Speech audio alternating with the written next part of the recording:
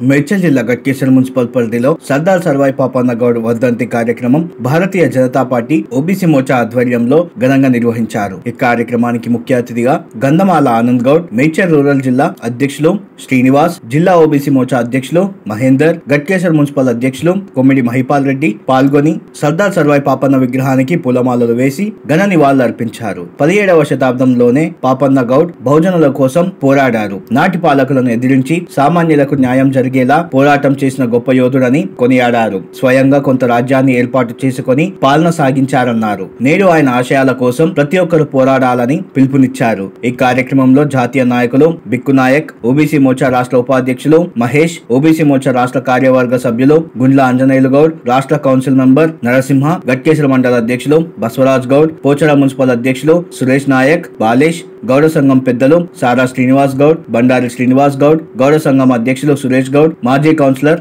అంజనేయులు గౌడ్, పల్లె మధు గౌడ్, పల్లె విజయ్ గౌడ్, బీజేపీ నాయకులు, కార్యకర్తలు, గౌడ సంఘం సభ్యులు పెద్ద ఎత్తున తదితరులు పాల్గొన్నారు. మహిళలలో కూడా చైతన్యం తీసుకొచ్చిన వ్యక్తి పులే. అంటే మన రాష్ట్రంలో ఇవాళ బీసీలు ఆదర్శంగా తీసుకొని అన్ని విషయాలలో ముందుకు పోవాలంటే మన వరంగల్, మన గట్కేసరికి అతి దగ్గరలో ఉన్న వ్యక్తి మన బీసీ వ్యక్తి. రాజ్యాన్ని గోల్కొండని కొన్ని రోజులు పాలించినని ఎంత గర్వంగా చెప్పుకుంటున్నామో, మనం కూడా ఐక్యమత్యతోని ఒకరి మీద ఒకరి పగద్వేషాలు లేకుండా ఎవరమైనా మనమే అనుకొని ముందుకు పోయినప్పుడు అవకాశం అనేది 1/1 వస్తుంది. ఎవరికే కానీ ఒకటేసారి అందరికీ రాదు. బీసీలలో నన్ను ఎప్పుడు చెప్తుంటే కన్నా పోతుంటే రాష్ట్రంలో, అన్న బీసీలను తొక్కుతున్నారన్నా, బాగా తొక్కుతున్నారన్నా, పైకి రాణిస్తలేరన్నా. నేను అలా తొక్కలేను. మీరు ఏం ఆశపడుతున్నారంటే వాళ్ళు పెట్టిన సమావేశంలో పోయి మీరు కుర్చీ మీద కూర్చొని మాట్లాడి రావాలనుకుంటున్నారు. అది మానుకోండి. మీరు ఎప్పుడైతే మీరే సమావేశాలు పెట్టి మీరే దానికి అధ్యక్షత వహించి మీరే ఏర్పాటు చేసి మీరు వాళ్ళని విలువండి. అప్పుడు మీ శక్తి, మీ బలము మీరు ఏందో తెలుస్తుంది. మీరు ఇతరుల మీద ఆధారపడి ఎప్పుడైతే రాజ్యాధికారం రావాలనుకుంటారో, పదవులు రావాలనుకుంటారో, అది ఎప్పుడు కూడా సాధ్యం కాదు.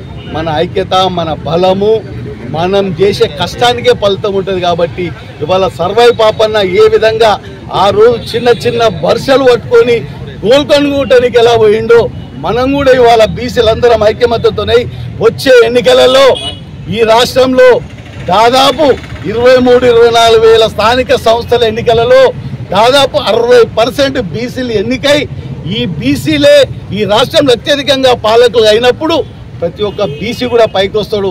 అంతేగాని ఏదో నిలబడ్డామా, మన నిలబడ్డ బీసీని ఓడగొట్టాలి, మనం రాకున్నా పర్లే, నేను కాకున్నా పర్వాలే, ఇంకోడైతే పర్లే, వాడు నేను సమానం, వాడి కింద నేనుండనని బుద్ధి మానుకోవాలి. సర్వాయి పాపన్నలాగా మనం కూడా అన్ని కులాలను కలుపుకొని, ఏ కులమైనా కానీ బీసీలు, ఎస్సీలు, ఎస్టీలని మనం కలుపుకొని రాజ్యాధికారం తెచ్చుకోవాలి. మనం కూడా స్వతంత్రం వచ్చి ఇన్ని రోజులల్లా ఈ తెలంగాణ రాష్ట్రంలో ఎక్కడ కూడా బీసీ ముఖ్యమంత్రి కాలేదు. కాబట్టి మనం కూడా అదే రకంగా మన బలాన్ని చట్టుకొని నేను గర్వంగా చెప్తున్నా. ఓబీసీ అధ్యక్షునిగా ఇవాళ మా బీజేపీలో దాదాపు జిల్లా అధ్యక్షులు ఇప్పటికి 60% ఇచ్చారు. ఇప్పటి వరకు చరిత్రలో ఉమ్మడి రాష్ట్రంలో ఎప్పుడు కూడా బీసీలకు 60% కాదు 30% ఇచ్చిన దాఖలు లేవు. ఇవాళ మండలాలు 960 మండలాలు ఉంటే దాదాపు 600 మండలాలకు బీసీలు, బీసీ, ఎస్సీ, ఎస్టీ కలుపుకుంటే దాదాపు 700 మండలాలు దాటిపోయినాయి. అంటే దీన్ని బట్టి పాలకులు, నాయకులు కూడా బీసీలు లేనిది మేము పాలన చేయలేమనే స్థితికి వచ్చిర్రు.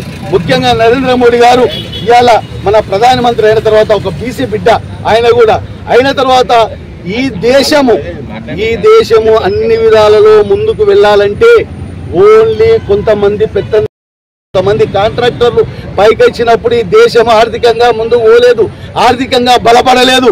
కింది స్థాయి నుంచి చేతి వృత్తి చేసుకునే ప్రతి వ్యక్తి కూడా ఆర్థికంగా గట్టిగా అయినప్పుడే ఈ దేశము ప్రపంచంలో 3వ స్థానం రావడానికి అవకాశం ఉంటుంది. కానీ కొంతమంది చేతుల్లోనే వ్యాపారాలు, కాంట్రాక్టులు ఉంటే ఈ దేశం ముందుకు పోదని గమనించి ఈరోజు చిన్న చిన్న వృత్తుల వాళ్ళకు ₹1,00,000 నుంచి 2 కోట్లు 3 కోట్లు కూడా ఆర్థికంగా సాయం చేసి ఆ ఆర్థికంతో బ్యాంకుల ద్వారా రుణాలు ఇప్పించి వాళ్ళని ఆర్థికంగా పైకి తీసుకొస్తే దేశము వాళ్ళ కులవృత్తి కూడా బలపడుతుందనే ఉద్దేశంతో అనేక పథకాలు తీసుకొచ్చిన నరేంద్ర మోడీ గారు ఇలా పెద్ద వ్యాపారస్తుల మీద ఆయన ఆశలు పెట్టుకోలేదు.